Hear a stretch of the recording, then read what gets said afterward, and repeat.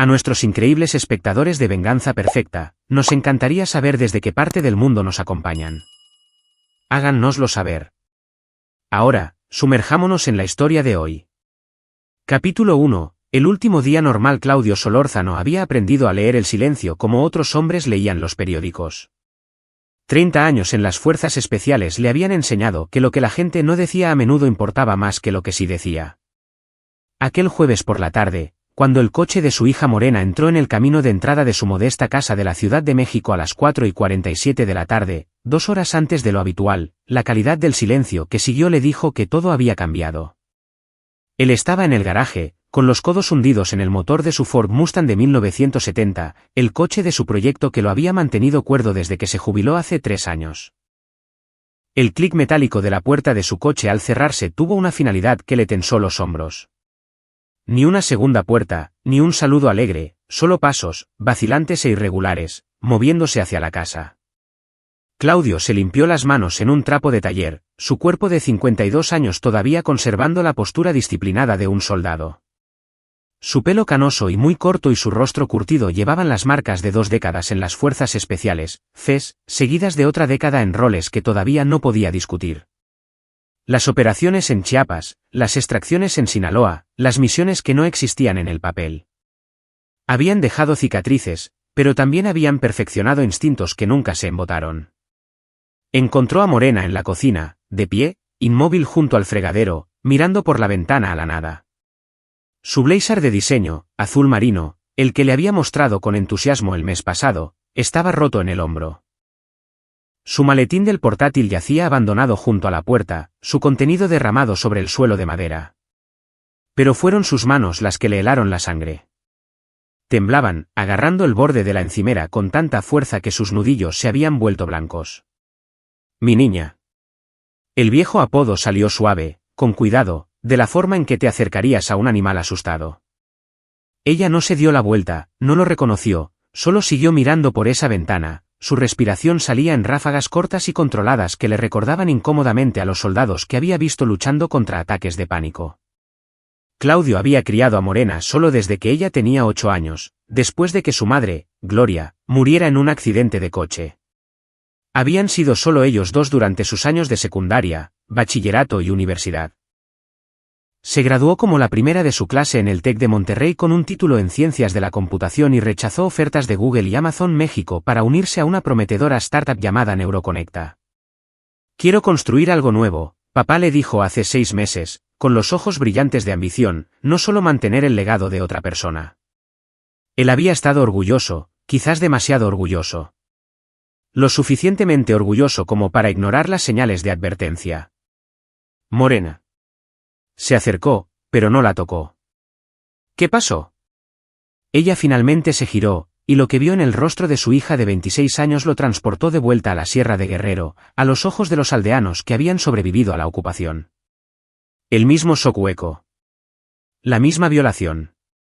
Me despidieron, dijo, su voz distante y mecánica. Daniel me llamó a su oficina a las 2 de la tarde. Dijo que mi rendimiento no cumplía con las expectativas. Dijo que estaba despedida con efecto inmediato. La seguridad me escoltó hasta la salida. Daniel Herrera, el CEO. Claudio lo había conocido una vez brevemente en una fiesta de Navidad de la empresa. Morena había insistido en que asistiera. Un hombre de unos 40 años con dientes caros, un apretón de manos que duraba un segundo de más y unos ojos que se detenían en su hija de maneras que hacían que a Claudio se le tensara la mandíbula. Se lo mencionó a Morena después, con cuidado, sabiendo que se molestaría ante cualquier sugerencia de que no podía manejarse sola. Solo es entusiasta, papá, había dicho ella, restándole importancia con una risa.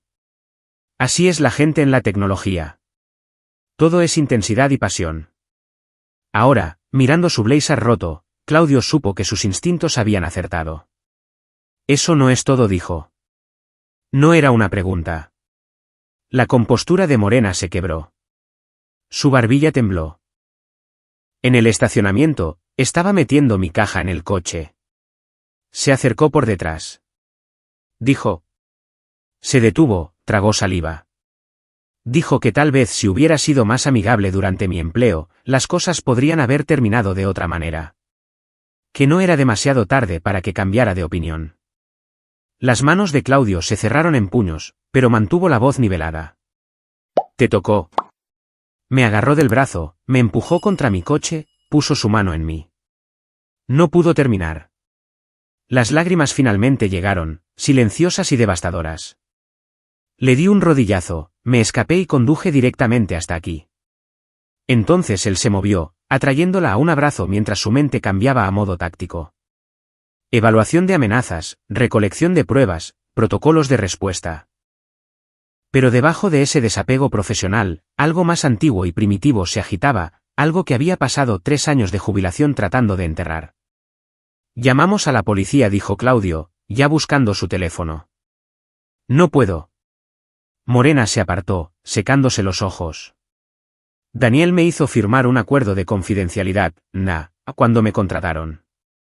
Estaba en mi contrato de trabajo.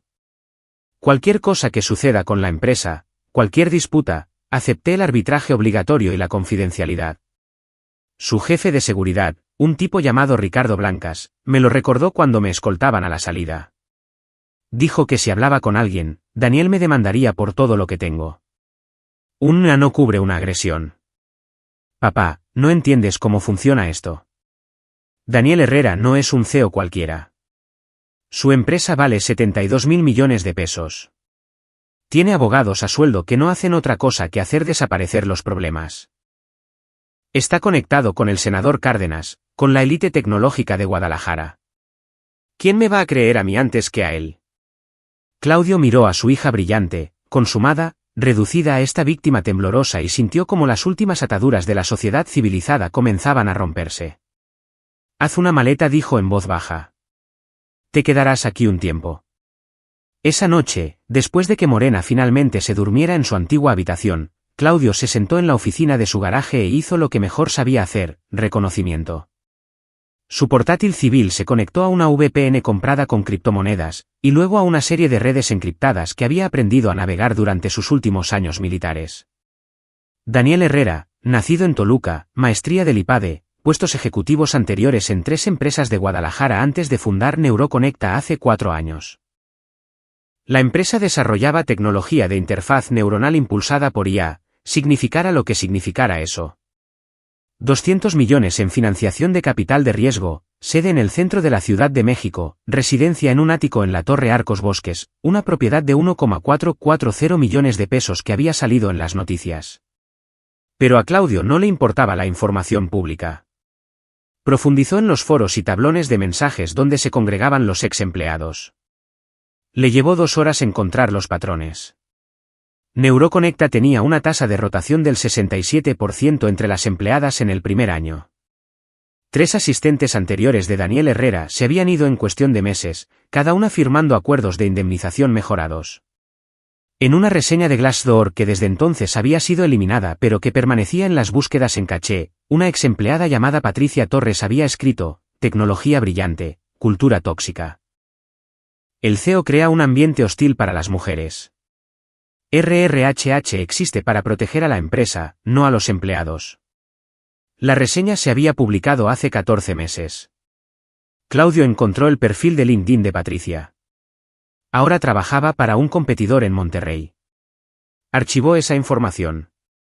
Más búsquedas revelaron que Daniel Herrera formaba parte del consejo de 2 organizaciones benéficas y publicaba regularmente sobre la igualdad en el lugar de trabajo en sus redes sociales. La hipocresía performativa hizo que el labio de Claudio se torciera. A las 2 de la madrugada, su teléfono desechable sonó. Un número desconocido. SR Solórzano, una voz suave, profesionalmente modulada. «Mi nombre es Félix Ocampo. Soy el consejero general de Neuroconecta Technologies. Entiendo que pudo haber un desafortunado malentendido hoy relacionado con su hija, Morena». Claudio no dijo nada, dejando que el abogado llenara el silencio. Su hija firmó un acuerdo de confidencialidad exhaustivo como parte de su empleo, continuó Félix, cada palabra cuidadosamente elegida. Este acuerdo cubre todos los aspectos de su empleo y despido. Cualquier violación resultaría en consecuencias legales significativas. Llamo como cortesía para asegurar que todos entiendan la situación claramente. Aún así, Claudio permaneció en silencio, una técnica que había usado en interrogatorios. Déjalos hablar. Déjalos revelar más de lo que pretendían. El señor Herrera es un hombre de negocios respetado con una reputación impecable, prosiguió Félix, con un filo que ahora se deslizaba en su voz. Cualquier acusación falsa sería respondida con acciones legales inmediatas. Tenemos imágenes de seguridad del estacionamiento que muestran que su hija se volvió agresiva y errática cuando se le informó de su despido. El señor Herrera intentaba calmarla cuando ella lo agredió. Él está siendo generoso al no presentar cargos, pero esa generosidad tiene límites.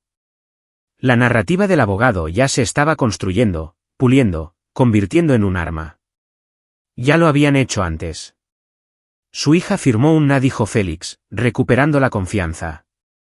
Se quedará callada. Le sugiero encarecidamente que usted haga lo mismo. Que tenga una buena noche, señor Solórzano. La línea se cortó. Claudio dejó el teléfono y miró la foto de su escritorio, él y Morena en su graduación del TEC de Monterrey, ambos sonriendo, ella sosteniendo su diploma como un trofeo. Le prometió a Gloria antes de que muriera que protegería a su hija. Le había prometido a Morena que podría perseguir sus sueños sin miedo. Daniel Herrera había roto algo precioso y asumió que podía comprar el silencio con amenazas y abogados. Había cometido un error. Capítulo 2. El hombre en el espejo. Claudio pasó el viernes recopilando información. Cobró favores de su antigua unidad, hombres que pasaron a la seguridad privada y tenían acceso a bases de datos que los civiles no podían alcanzar.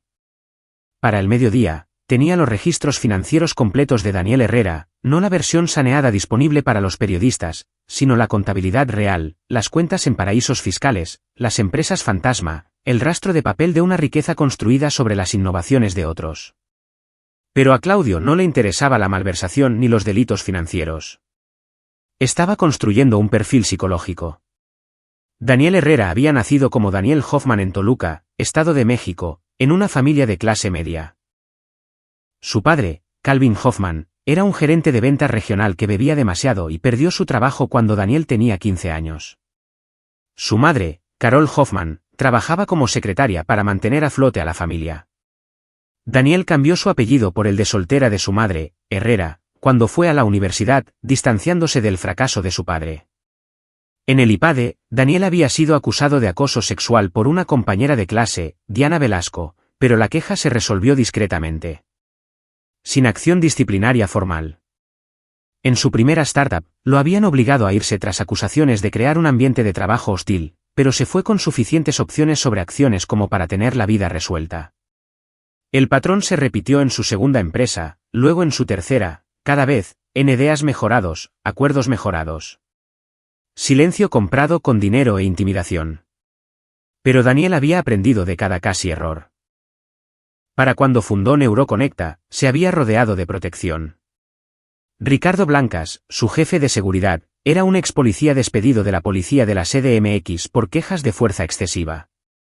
La junta directiva de la empresa estaba llena de sus hermanos de fraternidad e inversores que solo se preocupaban por los rendimientos. Félix Ocampo, el abogado, se especializaba en disputas laborales y tenía fama de aplicar tácticas de litigio agresivas que sepultaban a las víctimas bajo facturas legales. Daniel Herrera era un depredador que había evolucionado, que había construido un ecosistema que lo habilitaba y protegía. Claudio también se enteró del ático, la Torre Arcos Bosques, piso 38, 8,000 pies cuadrados de lujo con vistas al skyline de Santa Fe, seguridad en el vestíbulo, ascensor privado con acceso biométrico, puertas reforzadas. Ricardo Blancas había contratado un equipo de seguridad de 3 hombres que rotaban en turnos de 12 horas. Para cualquier otra persona, parecería impenetrable. Para Claudio Solórzano, era solo otro objetivo. Esa tarde, Morena salió de su habitación por primera vez desde ayer. Se había duchado y cambiado, pero todavía se movía como alguien que se recupera de un trauma físico. Se sentaron en la mesa de la cocina y ella le contó todo, los meses de comentarios incómodos de Daniel, la forma en que encontraba excusas para tocarle el hombro durante las reuniones, cómo había empezado a enviarle mensajes de texto a altas horas de la noche sobre emergencias de trabajo que nunca llegaban a materializarse. Pensé que si solo me concentraba en el trabajo, si demostraba mi valía, él se echaría atrás, dijo, mirando su café. Otras mujeres de la empresa me lo advirtieron. Patricia, Antes de irse, me llevó a un lado y me dijo que lo documentara todo, que nunca estuviera a solas con él. Pero pensé que podía manejarlo. Pensé que era lo suficientemente fuerte. Eres fuerte, dijo Claudio con firmeza. Esto no se trata de fuerza. Se trata de un hombre que abusa de su poder. Papá, ¿qué vamos a hacer? Incluso si vamos a la policía, incluso si me creen, serán sus abogados contra. ¿Qué? ¿Mi palabra? Lo alargará durante años. Destruirá mi reputación en la industria. Nunca volveré a trabajar en tecnología. No se equivocaba.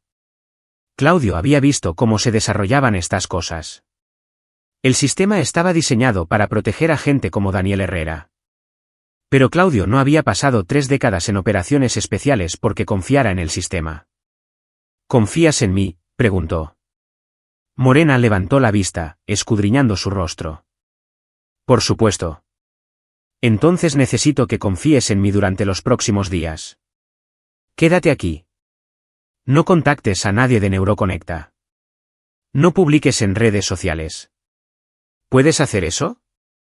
Ella asintió lentamente. ¿Qué estás planeando? Es mejor que no lo sepas todavía. Extendió la mano sobre la mesa y tomó la de ella. Pero te prometo esto, Daniel Herrera va a entender exactamente lo que ha hecho, y va a enfrentar las consecuencias. Esa noche, Claudio visitó a un viejo amigo. Darío Benítez vivía en una casa anodina en Querétaro, a 45 minutos al sur de la Ciudad de México. Habían servido juntos en las FES, se habían sacado mutuamente de más situaciones malas de las que ninguno quería recordar. Después de jubilarse, Darío había fundado una empresa de consultoría de seguridad privada que, sobre el papel, era completamente legítima. Fuera del papel, proporcionaba servicios especializados a personas que necesitaban resolver problemas discretamente. Claudio. Darío lo saludó en la puerta, atrayéndolo en un rudo abrazo. Ha pasado mucho tiempo, hermano. Oí que estabas trabajando en ese Mustang. Morena necesita ayuda, dijo Claudio, yendo al grano. La expresión de Darío cambió de inmediato. Entra.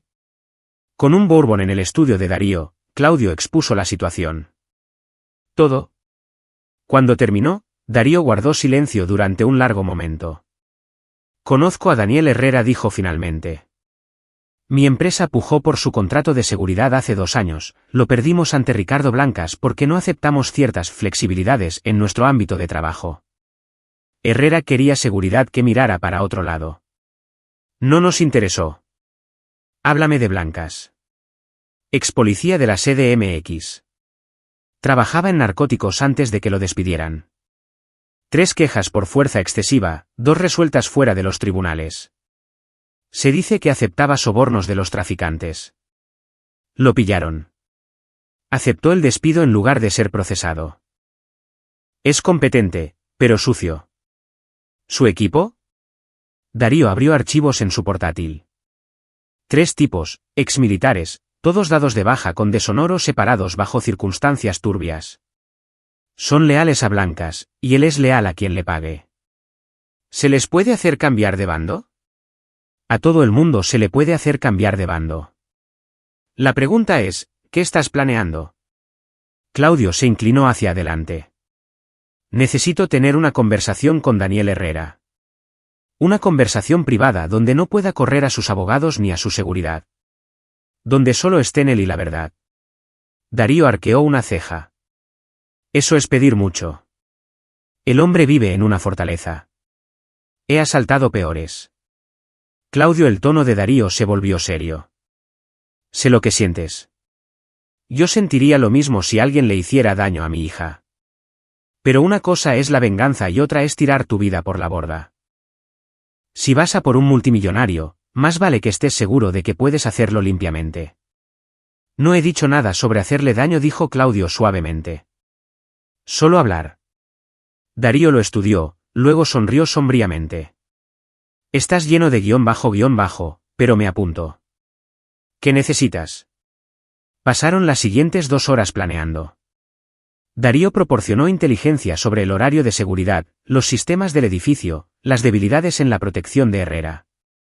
El equipo de seguridad cambiaba de turno a las 6 de la mañana y a las 6 de la tarde.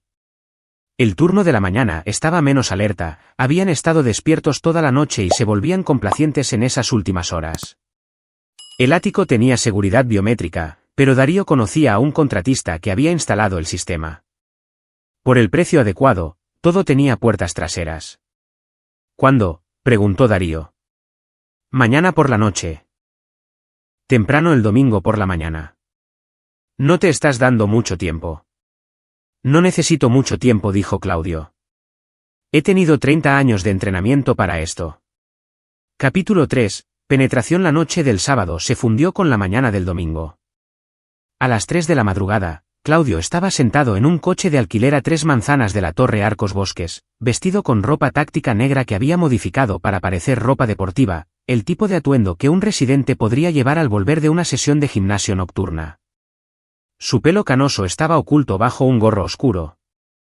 Llevaba una bolsa de gimnasio que contenía equipo que lo llevaría a la cárcel si lo descubrían. Dejó una nota para Morena en la mesa de la cocina: confía en mí. Quédate en casa. Lo explicaremos todo pronto. El contratista de Darío, un hombre llamado Flavio Noriega, había hecho su trabajo.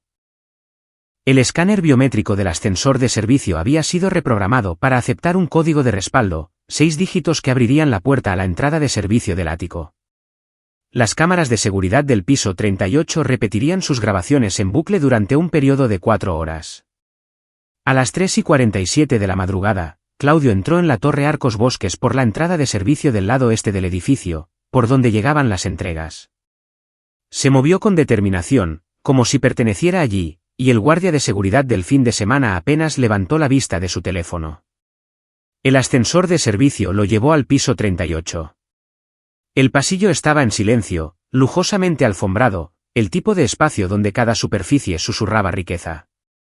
El ático de Daniel Herrera ocupaba todo el piso, 2 unidades combinadas en una residencia expansiva. Claudio introdujo el código que Flavio le había proporcionado. La puerta de servicio se abrió con un clic. Estaba dentro. El equipo de seguridad trabajaba en turnos de 3, pero a esa hora solo un hombre estaba en patrulla activa. Los otros 2 estarían en la sala de seguridad cerca de la entrada principal, viendo las cámaras y monitorizando las alertas. Claudio había estudiado el plano. La sala de seguridad estaba a 40 pies de su punto de entrada, separada por la cocina y las áreas de servicio. Se movió a través del espacio de servicio, lavandería, cuartos del personal, almacén hasta que llegó a la cocina. Electrodomésticos de grado comercial brillaban con la luz atenuada. Más allá estaba el gran salón, y más allá, la suite principal donde dormía Daniel Herrera. Claudio miró su reloj. 4:02 de la madrugada. El guardia de ronda debería estar revisando los balcones del ala oeste ahora mismo. Se movió por la cocina, pasó junto a una mesa de comedor que podía sentar a 20 personas, y entró en un pasillo revestido de arte moderno que probablemente costaba más que la mayoría de las casas de la gente. La suite principal estaba al final, con puertas dobles que no estaban cerradas con llave. ¿Por qué lo estarían? Con seguridad en el edificio. Daniel Herrera dormía en una cama California King, solo, vistiendo un pijama de seda. La habitación olía a colonia cara y a prepotencia. Ventanas del suelo al techo mostraban el horizonte de la Ciudad de México. Claudio se quedó a los pies de la cama durante 10 segundos, solo observando al hombre respirar, pensando en el blazer roto de Morena, sus manos temblorosas, la violación en sus ojos. Luego se dirigió a la sala de seguridad. Los 2 guardias estaban exactamente donde Darío predijo, uno mirando las pantallas, el otro navegando por su teléfono. Ninguno oyó a Claudio acercarse por detrás. Ninguno tuvo tiempo de reaccionar antes de que él aplicara presión en sus arterias carótidas, cortando el flujo de sangre a sus cerebros. Cayeron, inconscientes pero ilesos, en sus sillas. Claudio les ató las manos y los pies con bridas y los amordazó con eficiencia profesional. Había hecho esto docenas de veces en operaciones en 3 continentes. Estos hombres eran aficionados en comparación con los enemigos que había enfrentado. El guardia de ronda regresó 7 minutos después y cayó en la misma trampa. Con la seguridad neutralizada, Claudio volvió al dormitorio. Sacó una jeringuilla de su bolsa de gimnasio, un sedante que había adquirido por canales que no explicaría a nadie, incluido Darío. No lo suficiente como para causar daño permanente, solo lo suficiente para mantener a Daniel Herrera manejable durante la próxima hora. Se lo inyectó en el brazo a Herrera. El CEO se revolvió, murmuró algo y luego se hundió más profundamente en la inconsciencia. Claudio trabajó rápidamente. Aseguró a Herrera el armazón de la cama con ataduras diseñadas exactamente para este propósito, cada extremidad atada a un poste de la esquina, con las extremidades extendidas y vulnerable. Luego colocó una silla a los pies de la cama y se sentó a esperar. El amanecer se coló por las ventanas, convirtiendo el horizonte de la Ciudad de México de negro a gris y a dorado. Claudio observó el sol salir sobre la ciudad que su hija llamaba hogar. Y pensó en todas las veces que había esperado así, en la sierra, en lugares cuyos nombres no podía pronunciar.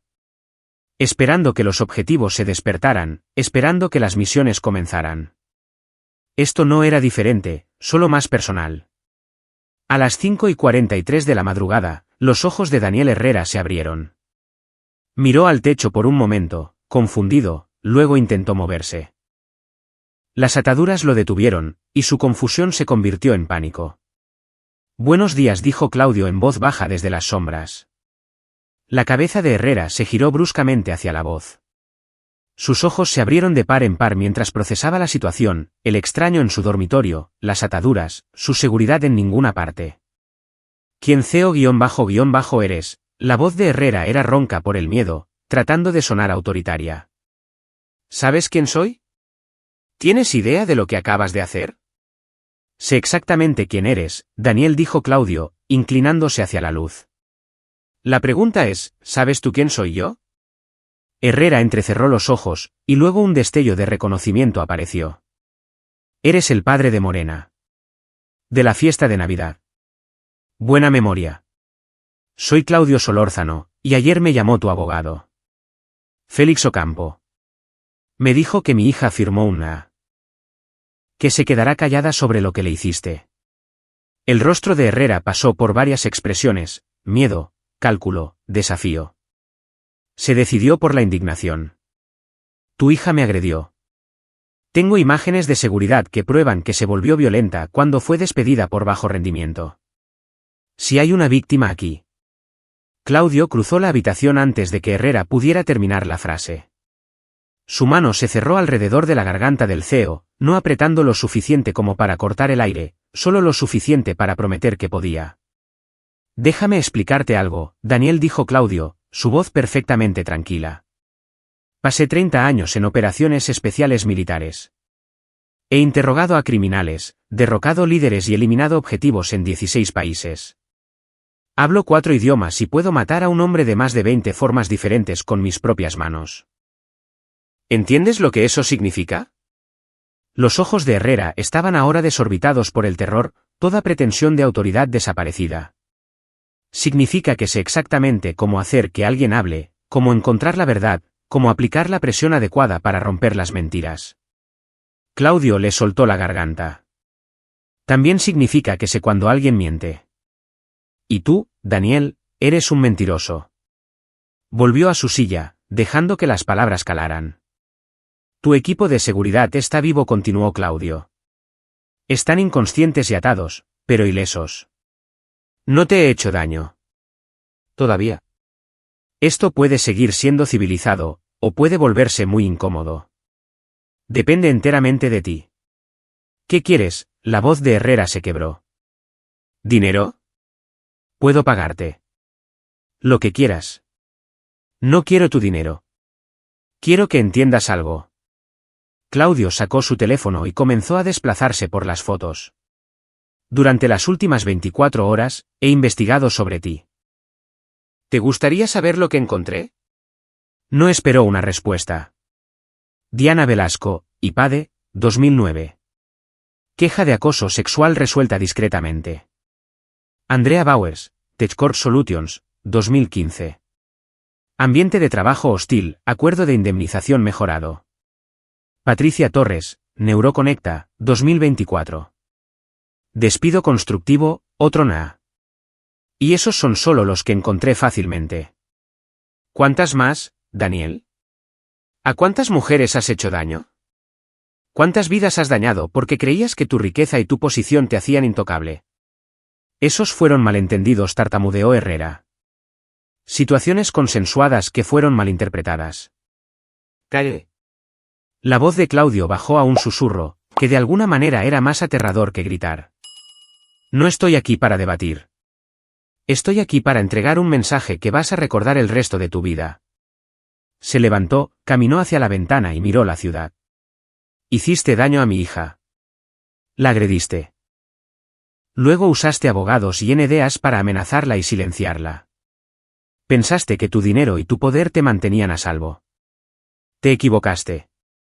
Claudio se volvió para mirarlo. Esta es la lección número 1, Daniel, no toques a mi hija. Haré que te arresten, intentó Herrera una vez más. Allanamiento de morada, secuestro, agresión. Pasarás el resto de tu vida en prisión. ¿Lo haré? Claudio sonrió, y no fue una expresión agradable. Tu equipo de seguridad se despertará en unas horas sin recordar quién los atacó, un efecto secundario del sedante que usé. Tus cámaras de seguridad han estado repitiendo imágenes durante las últimas 4 horas. No hay pruebas de que yo haya estado aquí. Y si llamas a la policía, me aseguraré de que cada mujer a la que has acosado, cada acuerdo que has pagado, cada na que has forzado a firmar se haga de conocimiento público. Destruiré tu reputación tan a fondo que tus inversores te abandonarán, tu junta directiva te despedirá y tu preciosa empresa colapsará. Se inclinó más cerca. Pero esa no es la verdadera razón por la que no llamarás a la policía, Daniel. No llamarás porque ahora sabes la verdad. Sabes que puedo llegar a ti en cualquier momento y en cualquier lugar. ¿Tu ático fortaleza? Entré como si no estuviera allí. ¿Tu seguridad? No pudieron detenerme. ¿Tus abogados? No pueden protegerte de alguien a quien no le importa la ley. Claudio se enderezó. Así que esto es lo que va a pasar. Vas a liberar a Morena de Suna. Le vas a proporcionar una indemnización, 36 millones de pesos, sin necesidad de admitir culpabilidad. Vas a escribir una carta de recomendación tan brillante que cualquier empresa de tecnología la contratará. Y nunca más la contactarás, la amenazarás o pronunciarás su nombre. ¿Y si no lo hago? Entonces vuelvo. Y la próxima vez, Daniel, no solo hablaremos.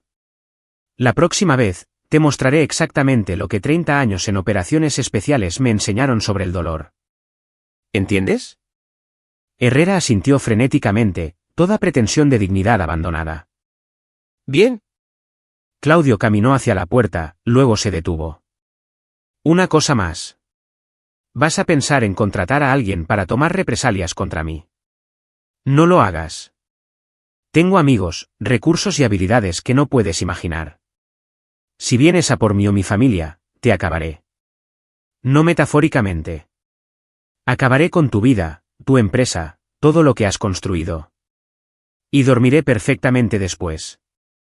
Dejó a Daniel Herrera encadenado a su cama, mirando al techo, finalmente entendiendo lo que se sentía al ser impotente. Capítulo 4. Fallos en cascada. Claudio regresó a casa cuando el amanecer rompía por completo sobre la Ciudad de México. Encontró a Morena despierta en la cocina, agarrando una taza de café con ambas manos, sus ojos bordeados de agotamiento y preocupación.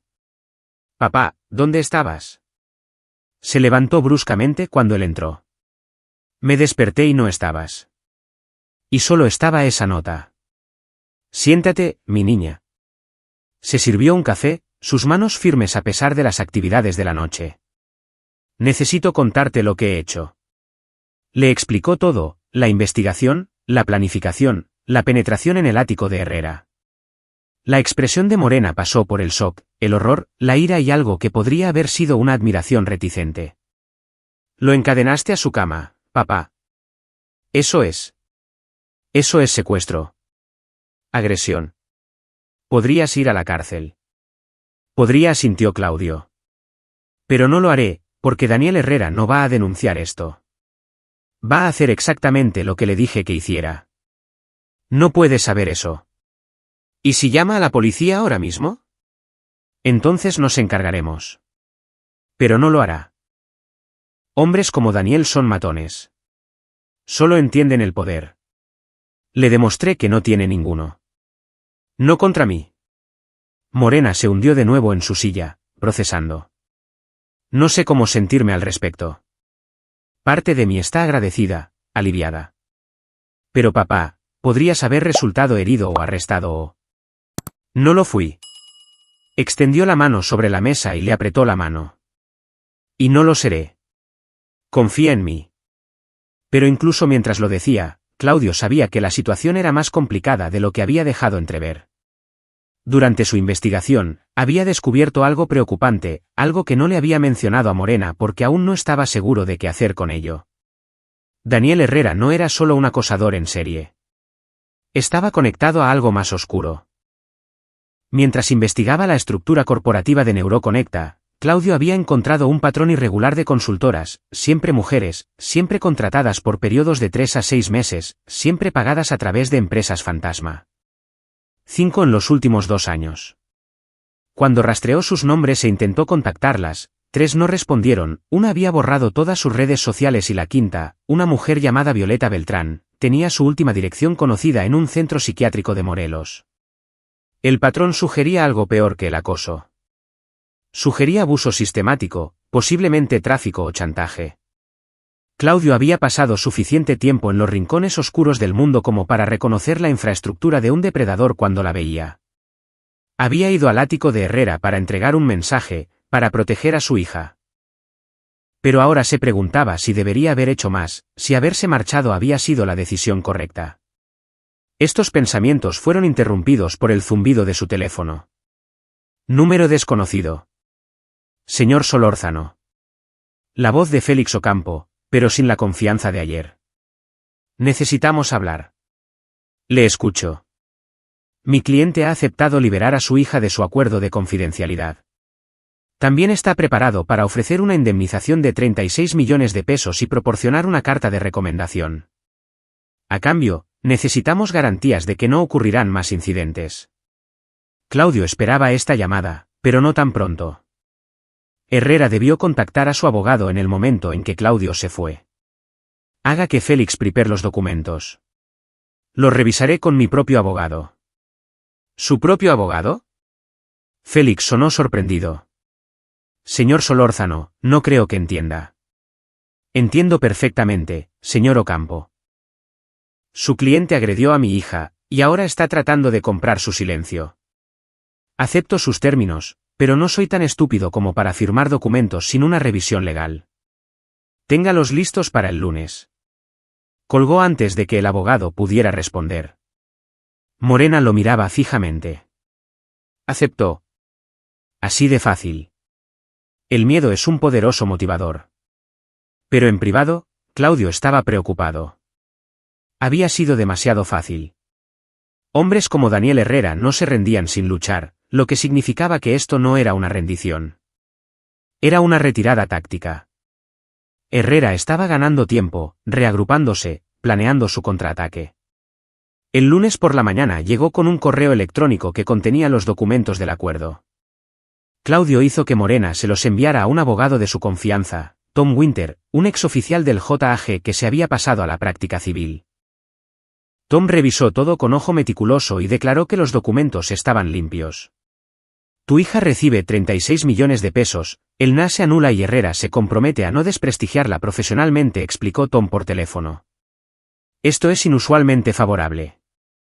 ¿Qué tipo de influencia tienes sobre este tipo? El tipo que no discutimos, respondió Claudio. Para el miércoles, el dinero había sido transferido a la cuenta de Morena. La carta de recomendación llegó por mensajero, 3 párrafos de elogios entusiastas que abrirían puertas en toda la industria tecnológica. Sobre el papel, todo estaba resuelto. Pero Claudio no podía quitarse la sensación de que algo más estaba por suceder. El jueves por la tarde, su instinto se confirmó. Darío llamó. Tenemos un problema. Ricardo Blancas está haciendo preguntas. Se ha puesto en contacto con empresas de seguridad privada, incluida la mía, buscando a alguien con tu conjunto de habilidades específico. Dice que está investigando una brecha de seguridad en la residencia de su cliente. ¿Lo ha relacionado conmigo? Todavía no, pero lo hará. Blancas es sucio, pero no es estúpido. Sabe que la brecha fue profesional, y sabe que Herrera despidió a una mujer cuyo padre es un exmiembro de operaciones especiales. Es solo cuestión de tiempo que lo relacione todo. Claudio había anticipado esto. ¿Cuál es el próximo movimiento de Blancas? Difícil de decir. Si yo fuera él, estaría buscando restaurar mi reputación. Una brecha de seguridad bajo su vigilancia lo hace parecer incompetente. Necesita una victoria. Eso probablemente significa ir a por ti, ya sea para demostrar que lo hiciste o para tomar represalias. Que venga. La voz de Claudio era tranquila. No soy difícil de encontrar. Pero esa noche, cuando un todoterreno negro se aparcó fuera de su casa y no se movió durante 2 horas, Claudio se dio cuenta de que la situación estaba escalando más rápido de lo esperado. Salió, caminó directamente hacia el vehículo y golpeó la ventanilla del conductor. El cristal bajó. Ricardo Blancas estaba sentado al volante, un hombre de cuello grueso con ojos muertos y la arrogancia de un policía que no se había desvanecido con su despido del cuerpo. Señor Solórzano. ¿Le importa si hablamos? No tengo nada que decirle. Creo que sí. Blancas sonrió sin calidez. Verá, he estado revisando las imágenes de seguridad de la Torre Arcos Bosques. Las cámaras estaban en bucle. Muy profesional. Pero siempre hay un margen de error. 3 fotogramas mostraron a alguien entrando en el ascensor de servicio con un gorro y ropa deportiva. Complexión como la suya. Moviéndose como usted. Claudio mantuvo una expresión neutra. Interesante teoría. ¿Puede probarla? Todavía no, pero lo haré. Y cuando lo haga, el señor Herrera presentará todos los cargos disponibles. Pasará la próxima década en prisión. O dijo Claudio lentamente, podría aceptar que no protegió a su cliente y seguir con su vida. A menos que quiera que empiece a hacer preguntas sobre su tiempo en la policía de la CDMX. Oí que Asuntos Internos tenía un expediente bastante abultado sobre usted antes de que aceptara ese paquete de indemnización. El rostro de Blancas se oscureció. ¿Me está amenazando? Sugiero que ambos tenemos cosas que preferiríamos que siguieran enterradas. Usted me deja en paz, yo lo dejo en paz. Parece justo. Durante un largo momento, se miraron el uno al otro, 2 hombres que habían vivido en la violencia, que entendían las reglas del poder. Esto no ha terminado, dijo finalmente Blancas. El señor Herrera quiere respuestas. Me paga muy bien para conseguirlas. Subió la ventanilla y se fue. Claudio observó cómo el todoterreno desaparecía por la esquina, luego entró para hacer una llamada. Darío dijo cuando su amigo respondió, necesito una vigilancia más profunda sobre Daniel Herrera. Y necesito información sobre esas consultoras que trabajaron para Neuroconecta. Algo anda mal aquí, y creo que solo estamos viendo la superficie. Capítulo 5. Las mujeres en las paredes. A Darío le llevó 3 días recopilar la información, pero lo que descubrió le revolvió el estómago a Claudio. Se encontraron en un restaurante en Querétaro, lejos de miradas indiscretas. Darío deslizó una gruesa carpeta sobre la mesa. Tenías razón en sospechar, dijo Darío. Neuroconecta ha empleado a 15 consultoras en los últimos 4 años, todas contratadas a través de empresas fantasma, todas con contratos a corto plazo. Logré localizar a 7 de ellas. 3 aceptaron hablar, extraoficialmente.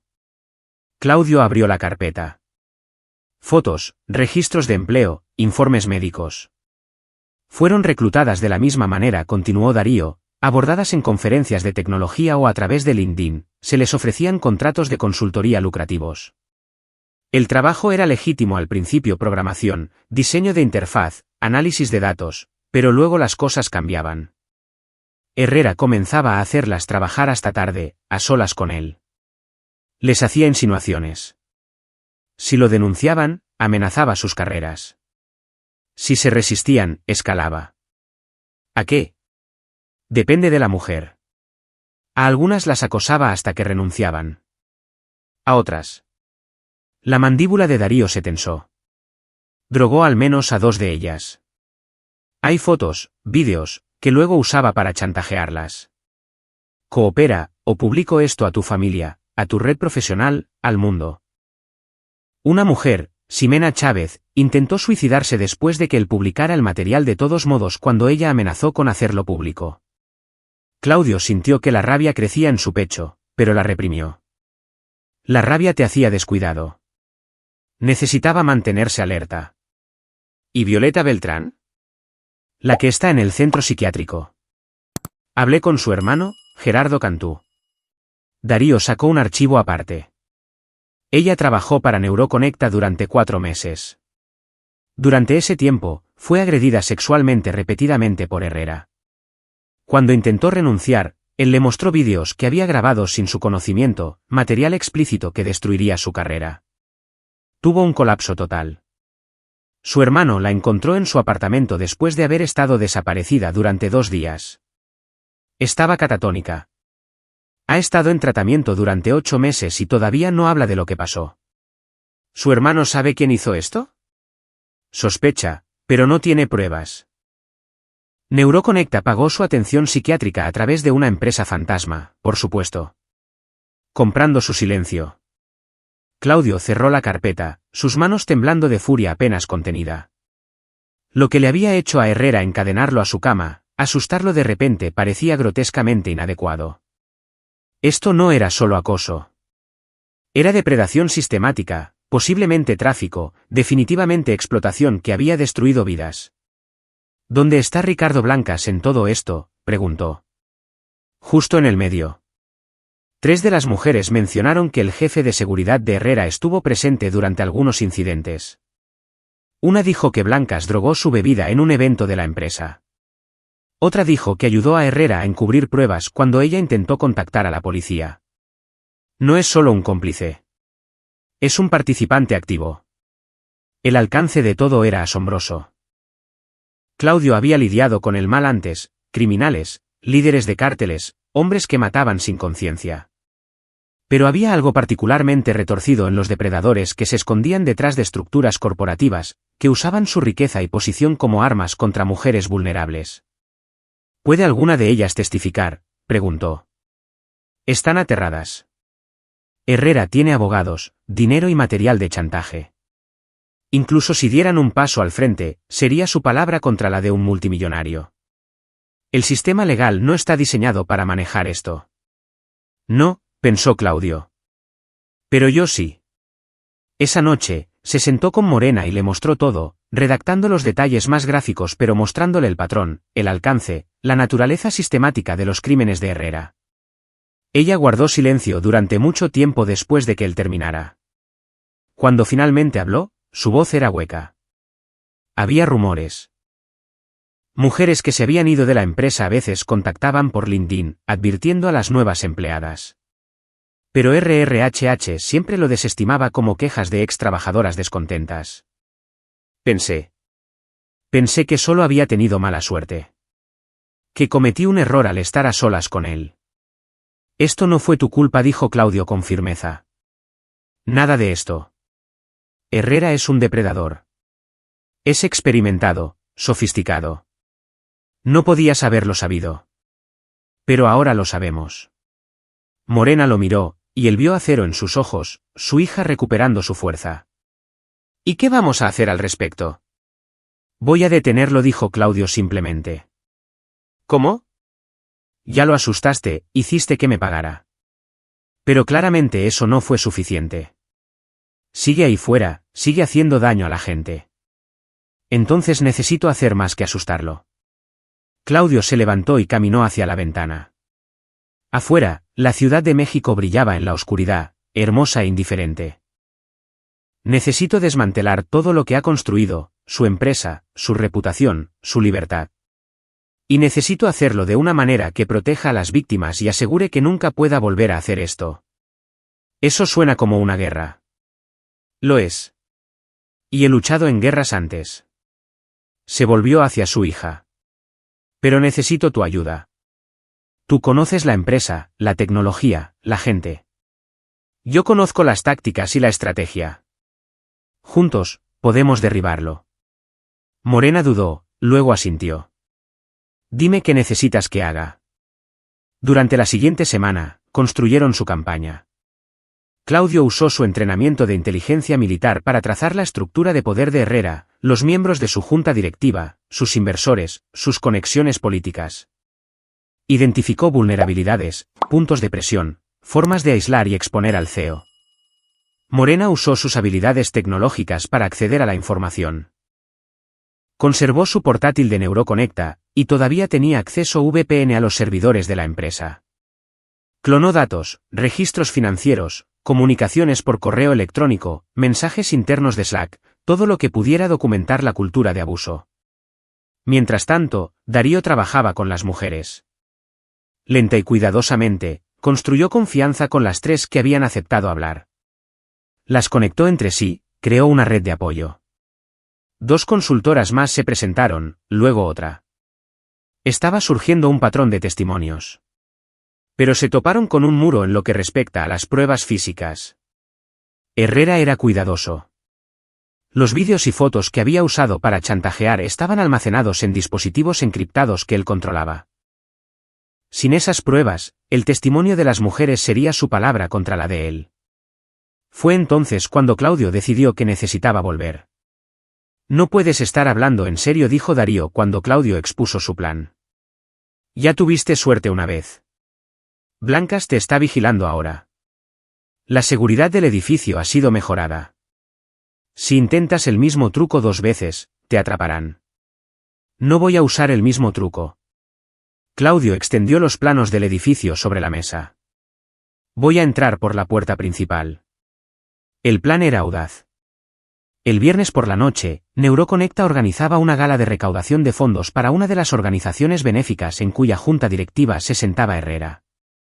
200 invitados, evento con catering, barra libre. La seguridad se centraría en gestionar a la multitud, verificar los nombres en la lista de invitados, evitar a los colados. Claudio no se colaría. Sería invitado. Tom Winter, el abogado, tenía conexiones en el circuito social de la Ciudad de México. A través de un amigo, consiguió 2 entradas para la gala a nombres falsos con credenciales de apariencia legítima. Claudio asistiría como Cameron Howard, un contratista de defensa interesado en tecnología neuronal. Darío sería su acompañante. Esto es una locura, dijo Darío, pero sonreía. Me apunto. La noche de la gala, Claudio se vistió con un traje a medida que lo hacía parecer exactamente lo que pretendía ser, un hombre de negocios exitoso con porte militar. Su pelo canoso estaba peinado hacia atrás, su rostro bien afeitado. No se parecía en nada al operativo táctico que había asaltado el ático de Herrera. El evento era en un local del centro de la Ciudad de México, todo cristal y acero y diseño minimalista. Claudio y Darío pasaron por seguridad sin incidentes, sus identidades falsas resistiendo el escrutinio superficial. Dentro, la fiesta era una exhibición de riqueza e hipocresía. Ejecutivos de tecnología se mezclaban con políticos, capitalistas de riesgo con miembros de la alta sociedad. Los camareros circulaban con champán y canapés. En un escenario al fondo, una pancarta proclamaba, Neuroconecta, construyendo la tecnología del mañana, hoy. Objetivo a las 3 en punto, murmuró Darío. Daniel Herrera estaba cerca de la barra, rodeado de admiradores. Llevaba un smoking y su cara pública, encantador, carismático, el CEO visionario. Se reía de algo que una concejala de la ciudad había dicho, su mano descansando posesivamente en la parte baja de su espalda. Claudio lo observó por un momento, sintiendo la rabia hervir. Luego se movió. El plan no era confrontar a Herrera en la gala. Era conseguir acceso a su oficina. La sede de Neuroconecta ocupaba 3 pisos del edificio. Durante el evento, la mayoría de las oficinas estarían vacías, con la seguridad centrada en la fiesta de abajo. Claudio había estudiado la distribución. La oficina de Herrera estaba en el último piso, una suite ejecutiva con acceso por ascensor privado. Él y Darío subieron por las escaleras, moviéndose casualmente como invitados que se habían alejado del ruido. Llegaron al piso ejecutivo sin incidentes. El pasillo estaba desierto, lujosamente alfombrado, revestido de arte abstracto. La puerta de la oficina de Herrera tenía una cerradura biométrica, pero Darío había venido preparado. Sacó un dispositivo del tamaño de un teléfono, un duplicador de huellas dactilares cargado con las huellas de Herrera, levantadas de una copa de champán en la fiesta de abajo. La cerradura se abrió con un clic. Dentro, la oficina era un monumento al ego. Ventanas del suelo al techo con vistas a la ciudad. Muebles caros. Paredes cubiertas de premios y portadas de revistas con la cara de Herrera. Claudio fue directo al escritorio. El ordenador estaba protegido por contraseña, pero Morena le había dado una puerta trasera, una vulnerabilidad en los protocolos de seguridad de NeuroConecta que ella descubrió meses atrás y nunca reportó. Conectó una unidad USB y ejecutó el exploit. El ordenador se desbloqueó. 5 minutos, dijo Darío, vigilando el pasillo. Es todo lo que tenemos antes de que alguien note que no estamos. Claudio trabajó rápido. Clonó el contenido del disco duro, correos electrónicos, archivos, todo. También instaló un troyano de acceso remoto que le daría a Morena acceso por la puerta trasera al sistema de Herrera en el futuro. Pero ese no era el premio. En un cajón cerrado con llave, fácil de forzar, encontró lo que buscaba, una tableta, encriptada. Pero Morena le había instruido sobre cómo eludir la seguridad de NeuroConecta. La descifró en 90 segundos. El contenido le hizo querer golpear la pared. Vídeos. Fotos. Docenas de ellos, organizados por el nombre de la mujer. Violeta Beltrán. Ximena Chávez. Otras que Claudio reconoció de la investigación de Darío. Y algunas que no, mujeres cuyos nombres no conocía, pero cuyo terror era visible en cada fotograma. Esta era la póliza de seguro de Herrera, su palanca, su colección. Claudio copió todo a su unidad USB, luego borró los originales. No sabía si Herrera tenía copias de seguridad, pero eliminar esta fuente era un comienzo. Ahora siseó Darío. Salieron de la oficina, dejando todo exactamente como lo encontraron, y regresaron a la gala.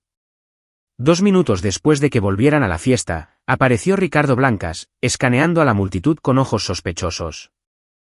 Pero solo vio a 2 contratistas de defensa disfrutando de champán, discutiendo contratos de tecnología militar.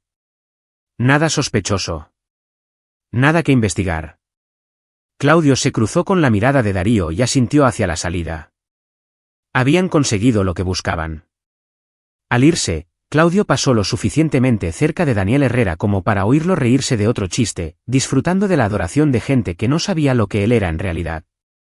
Esa risa no duraría mucho más. Capítulo 6. La trampa se cierra. Los datos que Claudio extrajo del ordenador de Herrera eran devastadores.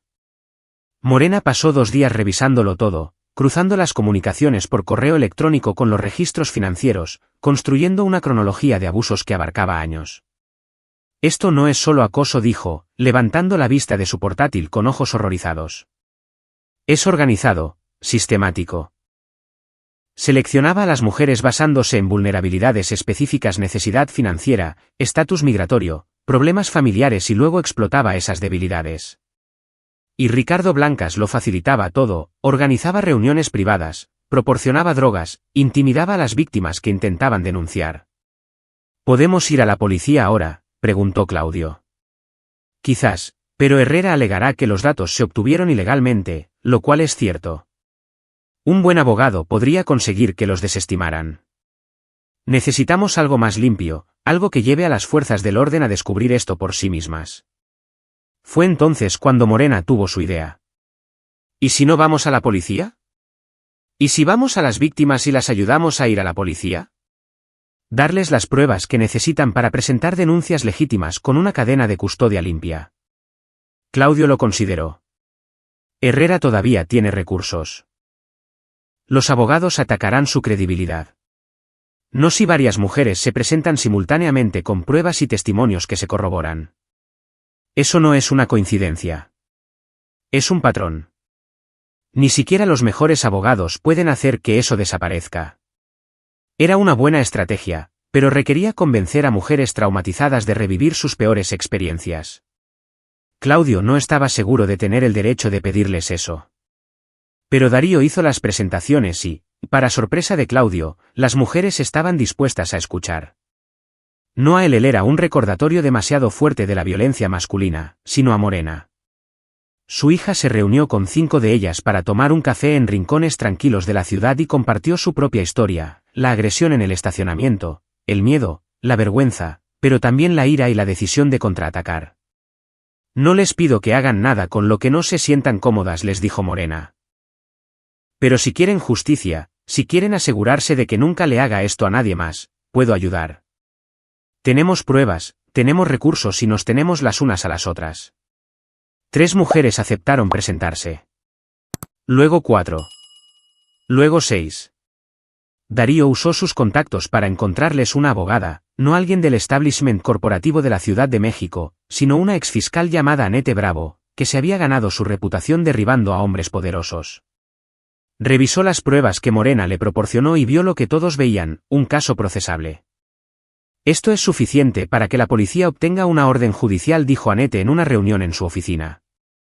Una vez que investiguen oficialmente, surgirán más pruebas. Sus correos electrónicos de la empresa, sus finanzas, todo será requerido judicialmente. Este hombre va a caer.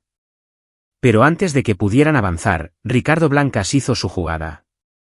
El jueves por la noche, Claudio estaba en su garaje trabajando en el Mustang cuando su sistema de seguridad le alertó de movimiento en el patio trasero. Dejó sus herramientas y sacó una Beretta 92 FS de un cajón cerrado con llave, una de las varias armas que había conservado de su servicio militar. 3 hombres entraron por la puerta trasera con eficiencia practicada. No era Blancas en persona, sino su equipo de seguridad, los mismos hombres que Claudio había neutralizado en el ático de Herrera. Estaban aquí para vengarse. El primer hombre que entró nunca vio venir a Claudio.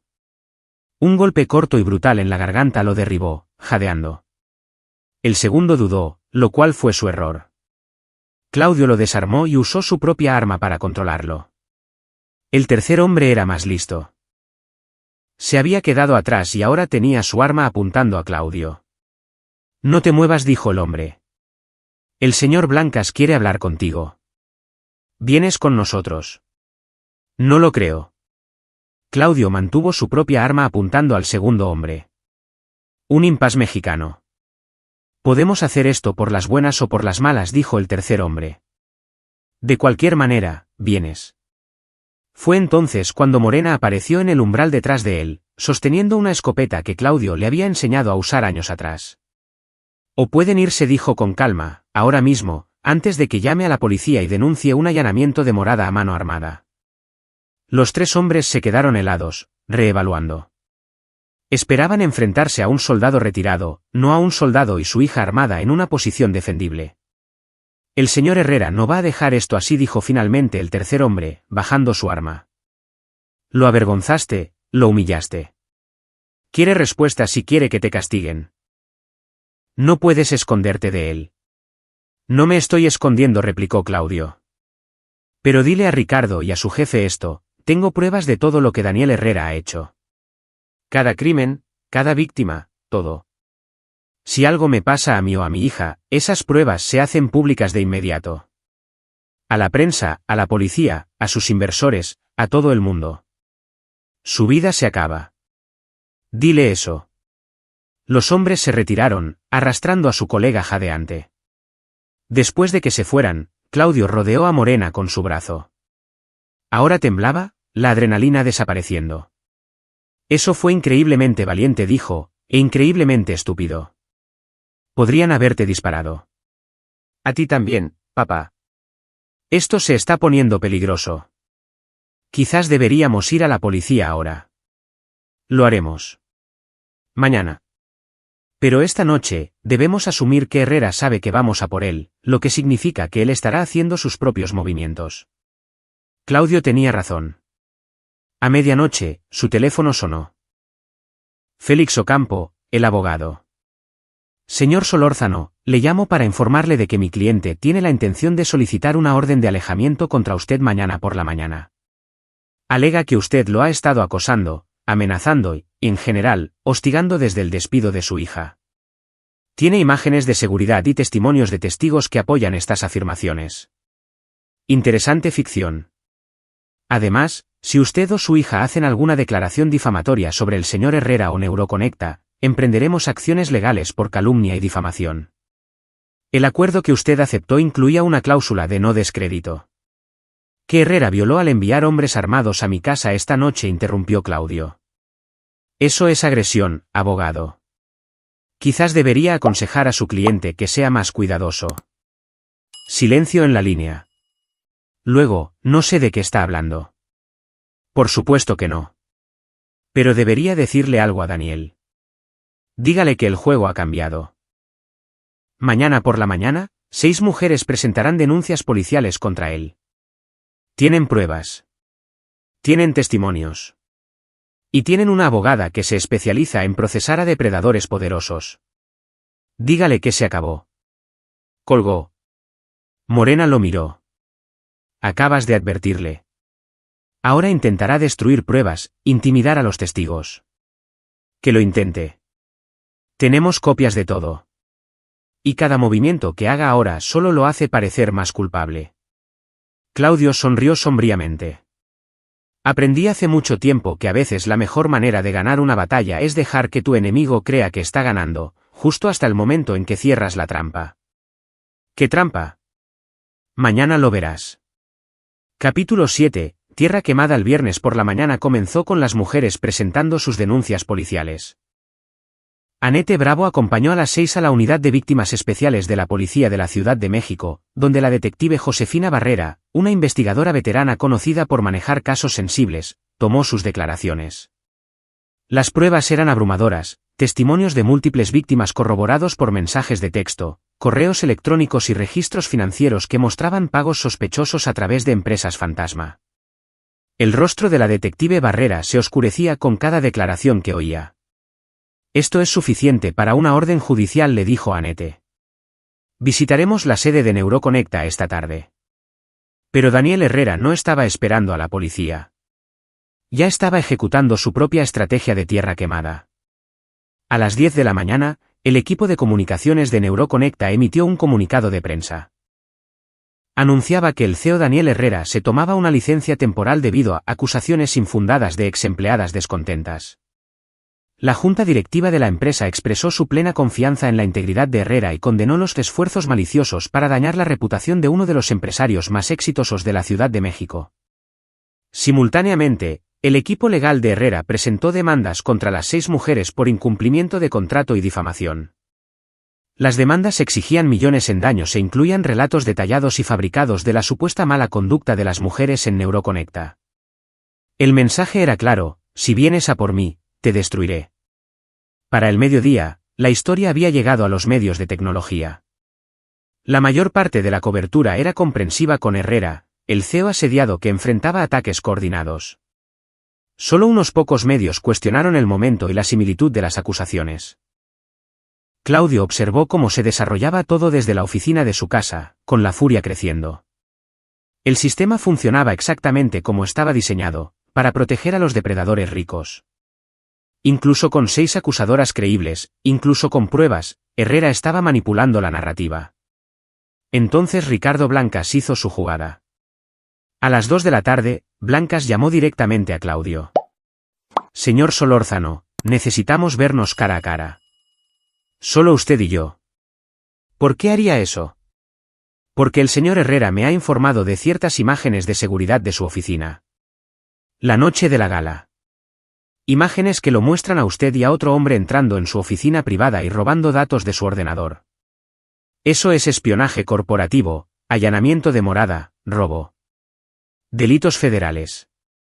A menos que se eche atrás ahora mismo, entregará esas imágenes a la FGR. Claudio había anticipado esto. Hazlo. Entrega las imágenes. Explícale a la FGR por qué Daniel Herrera tenía vídeos de mujeres siendo agredidas sexualmente almacenados en el ordenador de su oficina. Explica el material de chantaje, la depredación sistemática. A ver qué tal sale eso. Estás de farol. No tienes copias de nada. Lo comprobamos. Los archivos fueron borrados. Te equivocas. Lo tengo todo. Y si algo me pasa, todo se hace público.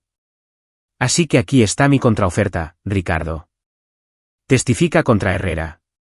Dile a la policía todo lo que hiciste, todo lo que él te ordenó hacer. A cambio, quizás obtengas inmunidad. Quizás solo pases unos pocos años en prisión en lugar de décadas. Estás loco si crees que voy a traicionar a mi cliente. ¿Lo estoy? Porque desde donde yo lo veo, eres cómplice de múltiples delitos graves. Drogaste a mujeres. Facilitaste agresiones. Intimidaste a testigos. Cuando todo esto salga a la luz y saldrá, caerás con él.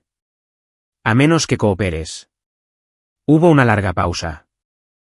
Luego Blancas colgó. Pero Claudio había oído algo en esa pausa, duda, miedo, el comienzo de la autopreservación superando a la lealtad. Esa tarde, la detective Barrera y otros 2 oficiales llegaron a Neuroconecta con una orden de registro. Incautaron ordenadores, archivos y los dispositivos personales de Herrera. Los empleados observaron en estado de shock cómo los detectives sacaban cajas de pruebas de la suite ejecutiva. Daniel Herrera no estaba allí. Había huido a su ático, rodeándose de abogados y seguridad. Por la noche, la narrativa de los medios estaba cambiando. El periódico Reforma publicó una historia: 6 mujeres alegan abuso sistemático por parte de un CEO tecnológico. El reportero había hablado con Annette Bravo y revisado algunas de las pruebas. El artículo era cuidadoso, revisado legalmente, pero condenatorio en sus detalles. Otros medios siguieron. Al anochecer, escándalo Neuroconecta era tendencia en las redes sociales. Los empleados publicaban anónimamente sobre la cultura tóxica. Extrabajadores se presentaban con sus propias historias. El muro protector alrededor de Daniel Herrera se estaba resquebrajando. A las 9 de la noche, Tom Winter llamó a Claudio. «Necesitas ver esto». La junta directiva de Herrera acaba de emitir un comunicado. Lo están poniendo en licencia administrativa inmediata y lanzando una investigación independiente. Sus inversores están nerviosos. Esto es más grande que un problema legal. Su empresa está en riesgo de colapso. Bien, dijo Claudio. Pero no es suficiente. Necesita enfrentar cargos criminales. Barrera está construyendo un caso, pero estas cosas llevan tiempo. Meses, quizás años. ¿Puedes esperar tanto? Claudio pensó en Violeta Beltrán, catatónica en un centro psiquiátrico, en el intento de suicidio de Ximena Chávez, en el blazer roto y las manos temblorosas de Morena. No dijo. No puedo. Esa noche, Claudio tomó una decisión. Había sido un soldado, atado por las reglas de enfrentamiento y la ley militar. Pero ya no era un soldado. Era un padre cuya hija había sido herida, y operaba bajo reglas más antiguas, reglas primarias. Llamó a Darío. Necesito un favor más. El más grande de todos. Pídelo. Necesito que hagas que Ricardo Blancas se dé la vuelta. Cueste lo que cueste. Amenázalo, sobórnalo, convéncelo, no me importa. Pero necesito que testifique contra Herrera. Todo. Oficialmente. Eso es ambicioso. Blancas se enfrenta a una pena grave si coopera. Podría decidir que su mejor opción es quedarse callado y esperar lo mejor. Entonces cambia su cálculo. Hazle entender que quedarse callado garantiza que caerá con Herrera. Pero cooperar le da una oportunidad. Darío guardó silencio por un momento. Luego, me estás pidiendo que haga algo que probablemente es ilegal. Te estoy pidiendo que me ayudes a conseguir justicia para las mujeres que han sido heridas. Para mi hija. ¿Me ayudarás? Otra pausa, luego, sí, lo haré. Pero Claudio, después de esto, estamos en paz. No más favores, no más misiones. Me estoy haciendo demasiado viejo para esta __. Trato hecho. Capítulo 8. El punto de quiebre. El sábado por la mañana, Darío rastreó a Ricardo Blancas hasta un bar de centro comercial en el sur de la Ciudad de México, donde estaba ahogando sus problemas. A las 11 de la mañana Darío se deslizó en el reservado frente a él. Tenemos que hablar, dijo Darío. Blancas levantó la vista con los ojos inyectados en sangre. ¿Quién CEO__? Eres tú? ¿Alguien que puede ayudarte o hacerte daño? Tú eliges. Darío deslizó una carpeta sobre la mesa. Eso es documentación de todo lo que has hecho para Daniel Herrera. Compras de drogas a tus antiguos contactos en narcóticos. Intimidación de testigos. Obstrucción a la justicia. Te enfrentas a un mínimo de 20 años. El rostro de Blancas palideció mientras hojeaba la carpeta. ¿De dónde sacaste esto? No importa. Lo que importa es que te doy una oportunidad. Testifica contra Herrera. Dile a la policía todo. A cambio, el fiscal podría ofrecerte inmunidad o una sentencia reducida. Podrías salir de esta. Herrera me destruirá si lo traiciono. Herrera está acabado, dijo Darío secamente. Su empresa está implosionando. Sus inversores lo están abandonando. Y la policía tiene suficientes pruebas para procesarlo. La única pregunta es si caes con él. Toma la decisión inteligente, Ricardo. Sálvate. Blancas miró los documentos, luego a Darío. Necesito pensarlo. Tienes hasta el lunes por la mañana. Después de eso, esta carpeta va al fiscal, y pierdes cualquier oportunidad de un trato. Darío se levantó y se fue, dejando a Blancas solo con su conciencia y su miedo. Mientras tanto, Claudio recibió una visita inesperada. Tom Winter llamó al mediodía, con voz urgente. Necesitas venir a mi oficina ahora. Hay alguien aquí que quiere hablar contigo. 30 minutos después, Claudio entró en la sala de conferencias del abogado y se encontró cara a cara con Gerardo Cantú, el hermano de Violeta Beltrán. Gerardo tenía poco más de 30 años, era alto y delgado, con la mirada agotada de alguien que había estado luchando durante demasiado tiempo. Se puso de pie cuando Claudio entró. Señor Solórzano, gracias por reunirse conmigo. Tom dijo, usted es quien ha estado investigando a Daniel Herrera. Lo soy. Su hermana. ¿Cómo está? La expresión de Gerardo se tensó. Sigue en el centro. No ha hablado en 8 meses. Los médicos dicen que quizás nunca se recupere por completo del trauma. Sus manos se cerraron en puños. Quiero ayudar. Sea lo que sea que esté haciendo para derribar a Herrera, quiero ser parte de ello. Es peligroso, dijo Claudio. Herrera está contraatacando. Tiene abogados, dinero. No me importa. Destruyó la vida de mi hermana. Alguien tiene que hacérselo pagar. Gerardo sacó su propia carpeta. Yo también lo he estado investigando, durante meses. Tengo pruebas de otras víctimas, otros crímenes, cosas que quizás ni usted sepa. Claudio tomó la carpeta. Dentro había registros financieros que mostraban pagos a cuentas en el extranjero, informes de investigadores privados que documentaban las actividades de Herrera, incluso fotografías de Herrera reuniéndose con criminales conocidos. ¿De dónde sacó esto? Trabajaba en contabilidad forense antes de que Violeta enfermara. Saqué todo mi fondo de jubilación, contraté investigadores, pasé cada momento libre investigando la vida de Herrera. Planeaba ir a la policía eventualmente, pero nunca toman estos casos en serio. Luego oí hablar de las 6 mujeres que presentaron denuncias, y Tom me contactó. Quiero añadir mis pruebas a las de ellas. Claudio estudió al hombre más joven. Vio rabia allí, apenas contenida. La reconoció. Era la misma rabia que sentía cada vez que pensaba en la agresión a Morena. De acuerdo, dijo Claudio. Trabajaremos juntos. Pero lo haremos de forma inteligente.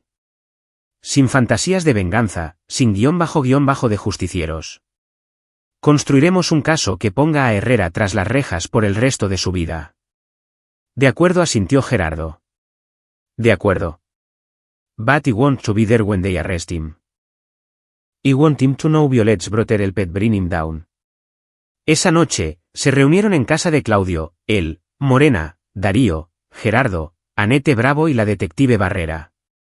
La detective no debería haber estado allí oficialmente, pero Annette la había convencido de que coordinarse con las familias de las víctimas fortalecería el caso. Expusieron todo lo que tenían, el testimonio de 6 mujeres, las pruebas del ordenador de Herrera, los registros financieros de Gerardo que mostraban lavado de dinero y pagos a socios criminales, la documentación de Darío sobre los crímenes de Ricardo Blancas. Esto es abrumador, dijo Barrera, revisándolo todo. Podemos arrestar a Herrera mañana. Múltiples cargos, agresión sexual, chantaje, intimidación de testigos, quizás incluso tráfico si podemos probar que vendía los vídeos. ¿Y Blancas?, preguntó Claudio. Le ofreceremos un trato si coopera, pero no lo necesitamos. El caso es lo suficientemente sólido sin su testimonio. Claudio intercambió una mirada con Darío. Ambos sabían que el testimonio de Blancas sellaría el caso, pero Barrera tenía razón. Podían proceder sin él. ¿Cuándo actuamos?, preguntó Morena. El lunes por la mañana.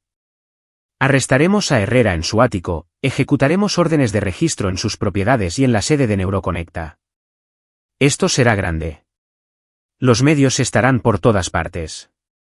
Barrera miró a Morena y a las otras víctimas. ¿Están preparadas para eso? ¿Para que sus nombres se hagan públicos? Estamos listas, dijo Morena, y las otras mujeres asintieron. Pero el domingo por la noche, todo cambió. A las 11 de la noche, el teléfono de Claudio sonó. Darío, su voz urgente. Pon las noticias. Canal 5. Claudio agarró el mando a distancia. El titular de noticias de última hora decía: CEO tecnológico Daniel Herrera encontrado muerto. El reportero estaba de pie fuera de la Torre Arcos Bosques. Descubierto por su equipo de seguridad hace aproximadamente una hora. La policía lo califica como un aparente suicidio. Herrera supuestamente saltó desde el balcón de su ático en el piso 38. Las autoridades dicen que dejó una nota admitiendo varios crímenes y pidiendo disculpas a sus víctimas. Tendremos más información a medida que... Claudio silenció la televisión, su mente acelerada. ¿Suicidió o algo más? Su teléfono sonó de nuevo. La detective Barrera. Señor Solórzano, necesito preguntarle dónde estaba esta noche. En casa. Toda la noche. Mi hija puede confirmarlo. Bien, porque ahora mismo esto parece un suicidio, pero necesito descartar un crimen. ¿Se le ocurre a alguien que pudiera haber querido a Herrera muerto? Claudio pensó en Ricardo Blancas enfrentándose a 20 años de prisión, en Gerardo Cantú cuya hermana había sido destrozada, en docenas de posibles sospechosos con agravios legítimos.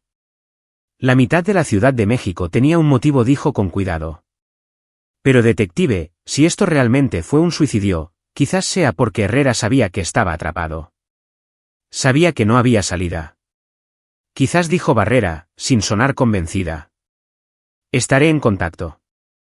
Después de que ella colgara, Morena bajó las escaleras. Papá, tú. No, dijo él con firmeza. No lo hice. Quería que enfrentara la justicia, que fuera a juicio, que rindiera cuentas. No quería esto. Pero incluso mientras lo decía, no pudo evitar sentir una oscura satisfacción. Daniel Herrera estaba muerto. De una forma u otra, había enfrentado las consecuencias de sus crímenes. Su teléfono vibró con un mensaje de texto de un número desconocido. El problema está resuelto. No hace falta que me des las gracias. Considera que estamos en paz. RB. Claudio miró el mensaje, luego lo borró. Ricardo Blancas había tomado su decisión, eliminar la amenaza en lugar de testificar en su contra. Ya fuera que hubiera empujado a Herrera o simplemente lo hubiera convencido de saltar, el resultado era el mismo. El depredador estaba muerto. Capítulo 9. Secuelas. La muerte de Daniel Herrera no puso fin a la historia. La aceleró. La nota de suicidio recuperada por la policía era una confesión parcial. Herrera admitía relaciones inapropiadas con empleadas y errores de juicio con respecto a la conducta en el lugar de trabajo. Pedía disculpas a cualquiera que se sintiera perjudicado por sus acciones. Estaba cuidadosamente redactada, probablemente con asesoramiento legal antes de su muerte, diseñada para minimizar la responsabilidad de su patrimonio. Pero la investigación no se detuvo. La detective Barrera y su equipo ejecutaron las órdenes de registro de todos modos, incautando pruebas de Neuroconecta y de las propiedades de Herrera. La cobertura mediática explotó. Más mujeres se presentaron con sus historias. El patrón de abuso era innegable.